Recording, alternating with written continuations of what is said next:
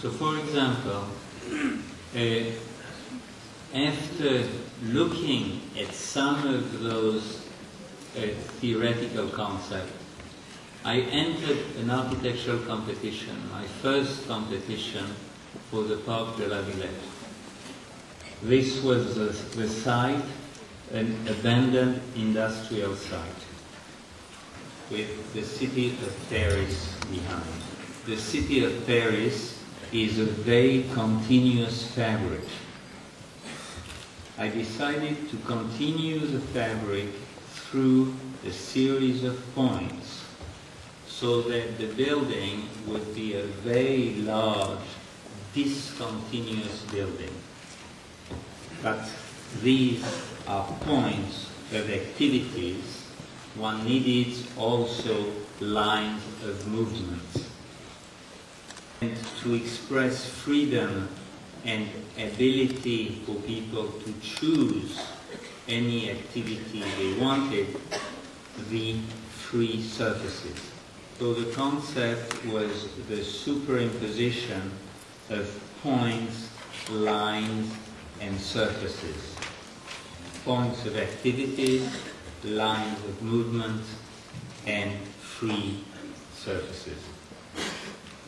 So the superimposition was together the park. Every decision was a strategic decision, not an aesthetic decision. The buildings are in a very special context.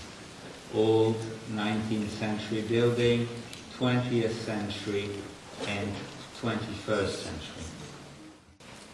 Lines of movement, also inside the building. The line of movement intersects the building and transform the building, transform the cube of the building. Architecture is also about what happens, in other words, about the events it generates. What happens in a building is as important as the building itself. So ideas of cross-programming or trans-programming or dis-programming were the next point. For example, when we did a competition for a new library in France, I proposed that there would be a lot of circuits of books, circuits of people, circuits of exhibition, but also a circuit of people here, a running track going through the reading room. A cross-programming of activities. Movement is the generator. For example, in this department store, the ramp activates the spaces around them. You go from one point to another through the ramp. It defines the departments. Architecture, for me, is not about form, but architecture is about events. In other words, I prefer a dynamic definition of architecture rather than a static definition. In Lausanne, where we did a master plan, a city with a lot of a valley and a river, I proposed a series of inhabited bridges.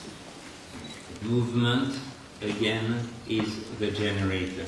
So here the railway station with the subway and the vectors coming up to the upper level of the valley, horizontal vectors, vertical vectors, oblique vectors. At night, you see the inside of the subway station and then the links with the upper part of the city. Again, movement was the generator. it establishes a dialogue between the 19th century building and the contemporary infrastructure. The site is important, however. In an abandoned building that was meant to be demolished, we were asked to design an art center. The building was due to be demolished and in very bad condition. Beautiful spaces inside. So I thought maybe let's simply put a big umbrella over it. The umbrella, the big building, acts as a protection for the city around it and the building inside. It is a juxtaposition of contemporary and old. It makes this building live again, and it provides the most contemporary technologies in this spot. You have film studios and video studios here, and computer animated rooms in this spot. But the most important is the in-between, is in between the new roof and the old roofs. You have the exhibition hall, the auditorium, the restaurant, but the artists can use all the spaces in between for performances, sculptures, paintings, etc. This is not a designed space, it is a strategic space. I set the concept, the idea, and the space was the result. For example, the machines, the air conditioning feeds the cinemas. At Columbia University, also the combination of the old and the new. This is existing. We had to build something here, and this was the 19th century master plan. So I decided to make the two wings with a movement space in between. So I would have the old and the new at the same time. So here the ramps connect all the different activities in the student center. This becomes a social space. It sometimes is used in reverse by artists who have performances on the ramps and the audience is outside. Vectors and envelopes. Concert hall and an exhibition hall, which is 350 meters long, 7 meters wide, for 8,000 people in here. The notion of movement is important, but the one of envelope is even more important because it is very expensive. We are also interested in the idea of the double envelope, but we place movement between the two envelopes. The concrete envelope for the seating, the metal envelope for the rain or the heat, and in between the movement vectors. The inside envelope, the outside envelope. and movement in between. So architecture is about ideas and how to materialize them. The building was built in 12 months because it had to be completed before the election and the mayor wanted to be elected. So the concept and the construction had to work together. So we have the inner envelope and the outer envelope and the movement vectors in between. I became very interested in the technology of the envelope, even the water membranes. The building is completed, the opening night. The movement vectors inside, the inner envelope in concrete, the outer envelope in steel, and the movement vectors. This is the night of the opening. The mayor was elected with 51% of the vote. All the materials were only there to materialize the idea, to materialize the concept. Even the seats were made of transparent plastic, so you would see the concrete of the floors.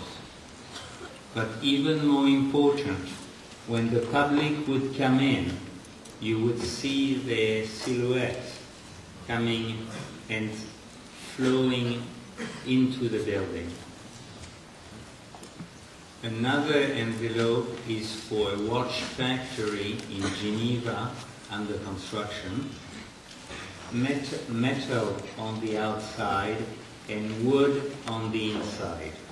Like a jacket, one material on the outside, another material on the inside. The factory floor and the offices, all linked together by the continuous envelope. The vectors of movement are all in glass, elevators and stairs. Architecture is here a pure concept. In New York, in Manhattan, for the Museum for African Art, in Central Park in Harlem, many constraints exist in New York in terms of planning, and on this site you had to follow exactly these walls and these envelopes. But I wanted to have freedom like at the Guggenheim Museum. But this is not allowed anymore in New York. So I said, okay, we'll make a glass box and we'll make a twisted wood box inside. So this is a view of the building, following exactly the lines of the rules and regulation, but inside I do anything I want. Entrance, galleries, offices, event space, garden. And they didn't know if they had enough money. So we said, with the concept of the glass box, if you have a lot of money, you build all of it. If you have less money, you build this. If you have even less, you build this. And if you have no money, you build this. We will build this. The entrance, the movement vectors between the outer envelope and the inner envelope.